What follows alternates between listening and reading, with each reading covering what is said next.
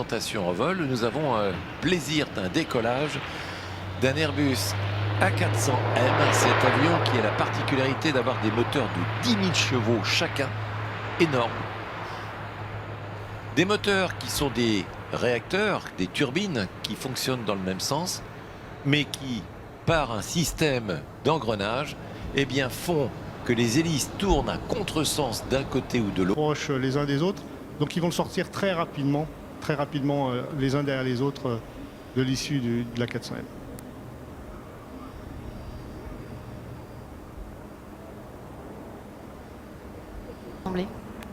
Donc en effet, c'est le leader de l'équipe qui va piloter cette figure. Donc il parle en général le premier, il va se mettre face au vent pour réduire la vitesse sous voile.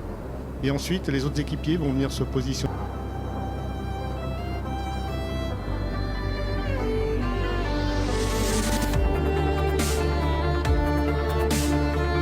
La particularité du parachutisme, c'est que l'on évolue sans moteur. Donc il faut connaître parfaitement l'aérologie. Donc on revient à ce qu'on disait au début, avoir une très bonne connaissance de l'air. Il va falloir connaître le vent dans toutes les couches dans lesquelles on va évoluer, de façon à pouvoir s'orienter et puis au final pouvoir venir se poser sur la zone. Parce qu'on pourrait très bien faire un vol et puis finir assez loin parce qu'on n'a pas regardé où est-ce qu'on devait aller.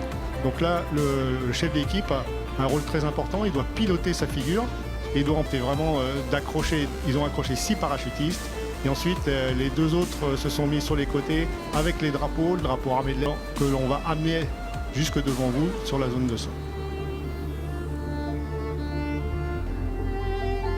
Et si on lève la tête, hein, on peut le voir, ce drapeau, et puis...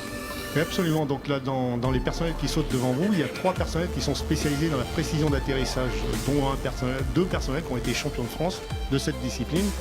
Et donc c'était une discipline que l'on réalise avec une voile qui est un peu plus grosse, moins rapide. Et c'est une discipline qui se pratique à partir d'un saut à 1000 mètres en général. Alors pour diriger les voiles, eh bien, on le voit peut-être sur les écrans, vous avez 2 commandes, une dans la main gauche, une dans la main droite. On tire à gauche pour tourner à gauche, on tire à droite pour tourner à droite.